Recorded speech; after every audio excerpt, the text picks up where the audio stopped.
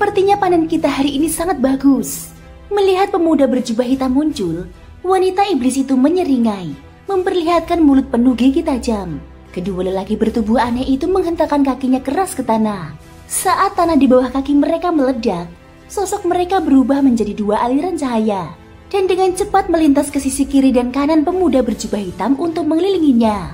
Melihat ini, lelaki berjubah hitam itu pun berjalan keluar dari pepohonan, menghadap ke arah sinar matahari, menampakkan wajahnya yang tak lain dan tak bukan adalah Xiaoyan. Dia tidak merasakan ketegangan apapun karena pengepungan yang ditunjukkan oleh pihak lain. Dia hanya menatap wanita iblis di depannya dengan senyum di wajahnya, atau lebih tepatnya, ke cincin di tangannya. Xiaoyan kemudian berkata, "Di antara banyak monster yang kutemui, jarang sekali ditemukan yang memiliki kekuatan jiwa seperti milikmu. Aku bertanya-tanya apakah kau terlahir dengan bakat kekuatan jiwa, atau apakah alam rahasia Pil Tower benar-benar begitu ajaib?" Xiaoyan menatap iblis betina itu sambil tersenyum. Dia bahkan mengabaikan dua lelaki di kiri dan kanannya yang sedang menghunus senjata. Seakan-akan mereka tidak ada sama sekali. Merasakan tatapan mata pemuda berjubah hitam di seberangnya, wanita iblis berkepala manusia dan bertubuh ular itu merasakan sedikit hawa dingin di hatinya. Namun kegelisahan itu hanya sesaat sebelum dia membuka bibirnya sedikit dan tersenyum sinis. "Tuan, kamu benar-benar percaya diri. Kamu bisa menghadapi 3 leluhur asal sekaligus tanpa mengubah ekspresimu. Kamu layak menjadi leluhur asal bintang 9. Begitu kata-kata itu diucapkan, gerakan perlahan kedua lelaki besar yang mendekat tiba-tiba terhenti. Mereka saling memandang tanpa menunjukkan terlalu banyak kegugupan. "Aku tidak tahu apakah kamu memiliki apa yang kami inginkan. Jika tidak, kedua saudaraku tidak punya belas kasihan terhadap laki-laki. Aku khawatir kau bahkan tidak akan memiliki tubuh yang utuh." Mendengar ini, Xiaoyan melenggungkan bibirnya, lalu mengeluarkan pilyuan siang dari dalam cincin penyimpanannya. Melihat benda itu, senyum di wajah iblis wanita bahkan menjadi jauh lebih menawan sesaat, lalu berteriak dengan ganas, "Bunuh dia! Pilyuan siang ini akan menjadi milikku, dan sisa barang-barang di dalam cincin itu adalah milikmu untuk dibagi. Aku percaya bahwa koleksi leluhur asal bintang 9 tidak akan membuatmu menderita kerugian apapun." Saat kata-kata itu terucap, mulut wanita iblis itu tiba-tiba terbuka lebar dan mengeluarkan lolongan melengking. Kekuatan jiwa menakjubkan yang sebanding dengan seorang alkemis tingkat 7 menengah langsung melewati tubuh Xiaoyan. Kedua pria besar itu memanfaatkan kesempatan ini untuk menyerbu dari kedua sisi. Salah satu dari mereka mengubah lengannya menjadi sabit, sementara yang lain mengangkat cakar binatang besar. Gelombang suara jiwa dengan efek yang mengejutkan belum menghilang, dan mereka berdua telah mendekati tubuh Xiaoyan, mengayunkan sabit dan cakar dengan keras ke tubuh Xiaoyan yang tidak bergerak. Wanita iblis itu penuh percaya diri. Lawan hampir tidak punya waktu untuk menyerang sebelum dia dikejutkan oleh serangan ganda serta gelombang soni. Momen gangguan ini saja sudah cukup bagi kedua pria itu untuk membunuhnya. Jika tidak ada yang terduga, ahli leluhur asal bintang 9 ini akan dipenggal dalam sepersekian detik. Namun, pada saat berikutnya, tubuh Xiaoyan hancur berkeping-keping dalam sekejap oleh serangan gabungan kedua pria kuat itu. Tidak bagus. Hampir pada saat yang sama, wanita iblis itu tiba-tiba menyadari suatu bahaya. Dalam sekejap mata, ekor ular besar itu melilit tubuh bagian atasnya. Sisik-sisik padat pada ular hitam dan ungu itu menutupinya dengan erat seperti armor besi. Penguasa Suan tiba-tiba muncul di kehampaan yang awalnya tenang di depannya, dan kemudian menghantam tubuh ularnya dengan keras. Saat api memercik, suara logam yang saling berbenturan bergema, mengguncang bebatuan di sekitarnya. Tubuh wanita iblis langsung tertembak dalam-dalam ke dinding gunung di belakangnya oleh pukulan berat ini, membuat gunung tebal itu hancur berkeping-keping. Di tempat itu, sosok Xiaoyan berangsur-angsur muncul. Dia melirik darah merah pada penguasa Suan. Dengan bunyi hembusan, telapak tangannya diselimuti oleh kobaran api dan membakar habis noda darah tersebut. Baru pada saat inilah dua pria besar yang tidak jauh di belakangnya berbalik dengan ketakutan di wajah mereka. Tak lama kemudian, suara marah dari wanita iblis tiba-tiba terdengar dari reruntuhan gunung itu. "Aku benar-benar meremehkanmu. Awalnya aku ingin meninggalkanmu dengan tubuh yang utuh. Tetapi sekarang tampaknya aku harus merobek urat dan tulangmu untuk meredakan kebencianku." Saat suara melengking itu terdengar, seluruh gunung tiba-tiba berguncang, dan cahaya hitam melesat keluar bagaikan kilat ke arah Xiaoyan. Xiaoyan tetap tanpa ekspresi. Ketika ekor ular besar itu mendekat, dia memasukkan penguasa Suan ke tanah dengan keras di depannya. Penguasa Suan lebar itu segera menghalangi Xiaoyan seperti perisai. Saat tanah meledak, tubuh Xiaoyan terlempar mundur. Ketika dua sosok di belakangnya menyerbu lagi, Xiaoyan mengayunkan penguasa Suan untuk menghalangi sabit tajam itu, lalu berbalik dan meninju. Pada saat yang sama, cahaya keemasan terang tiba-tiba menyebar dan teknik gajah raksasa diaktifkan. Di udara, Xiaoyan melirik sekeliling dan menatap 3 orang di sekitarnya. Penguasa giok putih lainnya jatuh ke tangannya, dan api surgawi yang berkobar juga menyelimutinya. Api surgawi? Bagaimana bisa ada benda seperti itu? Wanita iblis itu tampak sangat terkejut. Dia kemudian mengeluarkan 2 token giok dan tidak ragu untuk memecahkannya. Tak lama kemudian, 2 aliran cahaya datang dari lembah di bawah yang jaraknya ratusan kaki. Hanya dalam beberapa tarikan nafas, mereka bergabung dalam pengepungan 3 orang itu. Melihat tubuh setengah binatang dari keduanya, mereka tampak seperti 2 monster yang telah berubah wujud. Total 5 sosok muncul di medan pertempuran.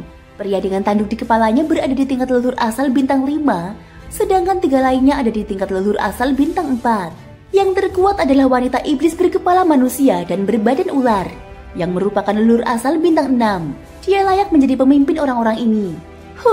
Kukira aku tidak perlu melakukan apapun. Leluhur asal bintang 5 berbicara dengan ekspresi bercanda di wajahnya. Mendengar ini, wanita iblis juga mendengus dingin dan berkata melalui transmisi jiwa. Lagi pula, orang ini berada di tingkat leluhur asal bintang 9.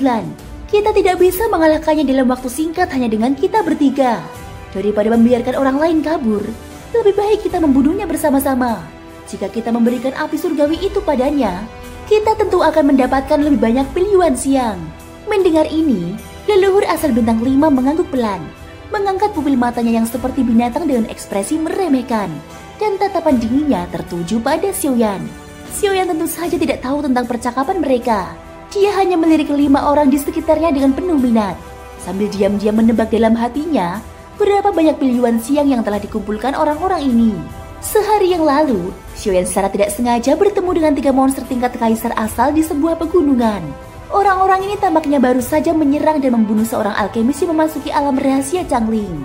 Setelah menyelidiki secara diam-diam, Xiaoyan terkejut ketika mengetahui bahwa monster di seluruh alam rahasia sangat jelas tentang proses level konferensi alkimia. Banyak monster yang ditugaskan pada pilihan siang bersatu untuk membentuk tim pembunuhan.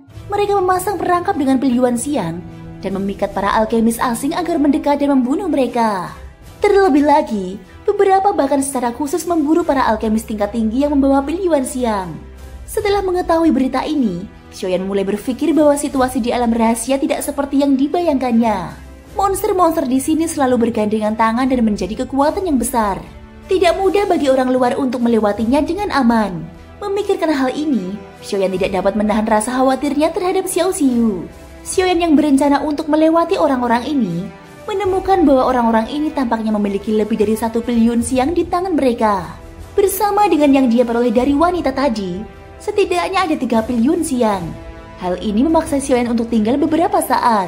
Di atas pegunungan dan lembah, tatapan mata Xiaoyan dengan cepat menyapu ke-5 orang di sekitarnya, lalu berhenti pada salah satu yang bergegas keluar dari hutan. Kultivasi orang ini tampaknya yang terburuk di antara kelimanya.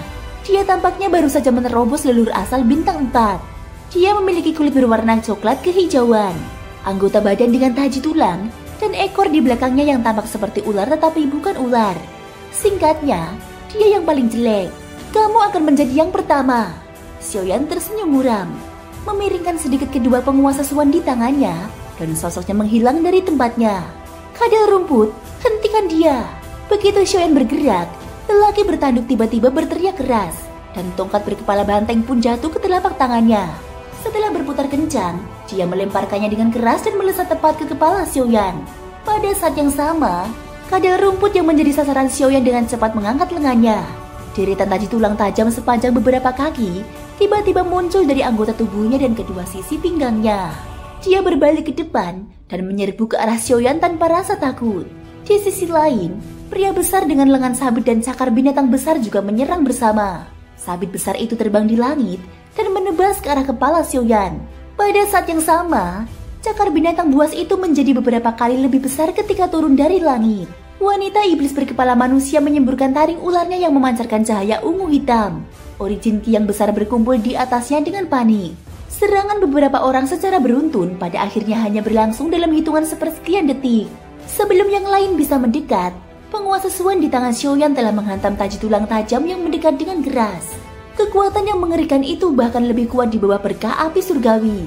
Bahkan dengan taji tulang yang kuat milik kadal rumput, dia masih merasakan getaran hebat pada seluruh tulangnya, seolah-olah hendak dipisahkan dari tubuhnya. Saat berikutnya, terdengar suara tabrakan dahsyat dari sisi kiri Xiaoyan.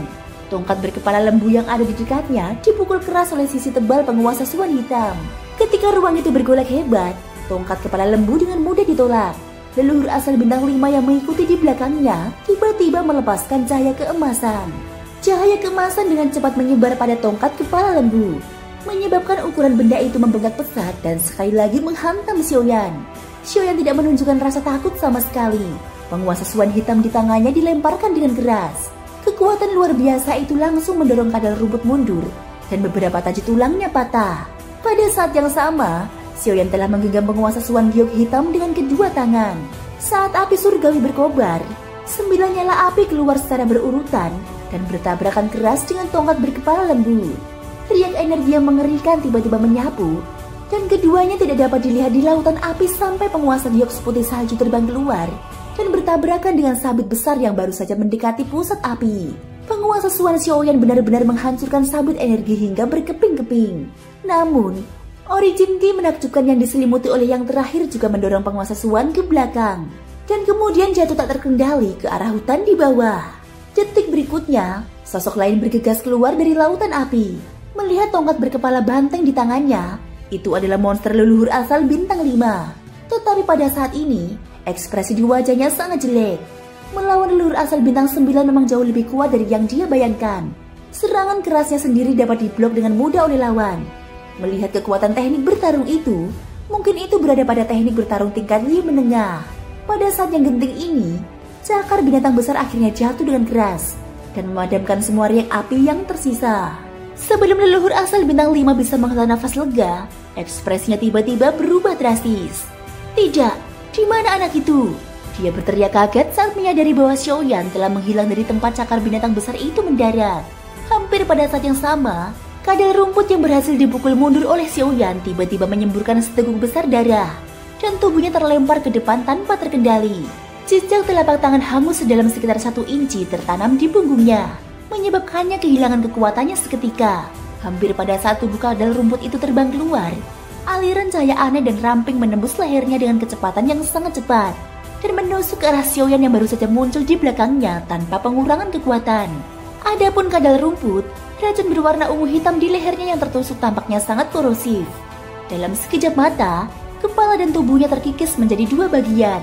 Saat darah merah keluar dari tubuhnya, dia meledak dan menyebar menjadi kabut darah besar di langit. Melihat kejadian itu, ketiga orang lainnya tak kuasa menahan ekspresi ngeri di mata mereka. "Siki, apa maksudmu?" Leluhur asal bintang 5 berteriak dengan marah. Adapun 2 orang lainnya, mereka saling memandang dan bergerak sedikit lebih dekat satu sama lain secara diam-diam. "Saudara Niukui, mengapa kamu begitu gugup? Meskipun kita sepakat untuk tidak saling berbuat jahat setelah bergabung, aku tidak bisa menoleransi orang-orang yang tidak berguna di bawah komandoku. Chousi sudah mati, dan jika kita membutuhkan lebih banyak orang di masa depan, kita dapat mencari orang lain untuk bekerja sama. Tetapi orang itu lengah oleh serangan racun pemakan jantungku. Bahkan jika dia memiliki perlindungan dari api surgawi, aku pikir dia pasti terluka parah. Setelah dia mati, kamu dapat membagikan cincinnya. Bagaimana menurutmu?" Si wanita iblis yang bernama Siki hanya mencibir pelan menghadapi amarah Niukui. Bagi mereka, kerjasama saat ini hanya sekedar kendala formal nominal. Siapa yang akan merasa kasihan pada siapa? Niukui melihat ke arah Xiaoyan berada. Niatnya menjadi waspada. Ketika kabut darah merah di langit berangsur-angsur menghilang, bola api yang menari-nari muncul darinya. Di balik kobaran api, Xiaoyan mengulurkan 2 jarinya dan dengan lembut mengambil taring ramping yang terbungkus api dan meniupnya pelan. Segera setelah itu, taring yang memancarkan cahaya hitam dan ungu berubah menjadi abu. Ekspresi wajah Siki dan Niukui langsung membeku ketika menyaksikan pemandangan ini. Thank you guys sudah mendengarkan ceritaku di episode kali ini sampai akhir. Ikuti terus kelanjutan episode berikutnya ya. Terima kasih buat kalian semua yang udah like, subscribe, dan komennya. Semoga hari kalian menyenangkan. Sampai jumpa dan bye-bye.